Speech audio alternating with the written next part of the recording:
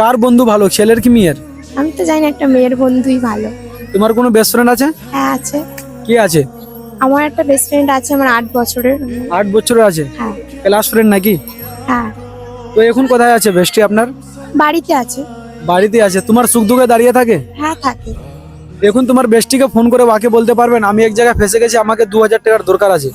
হ্যাঁ পারবো। কি টাকা দিবে? হ্যাঁ দেবো। আমাকে লাগছে না তো টাকা দিবে। আমার অনেক সমস্যায় দেয়, আমি দিতে পারে, দেবে। তো ট্রাই করে দেখেন একবার। ঠিক আছে। তো গাইস বেস্টিকে ফোন করছে, আমি দেখছি টাকা দিচ্ছে কিনা। হ্যালো, কোথায় আছিস? আমি বলছি একটু ফেসে গেছি, আমাকে 2000 টাকা দিতে পারবি কি?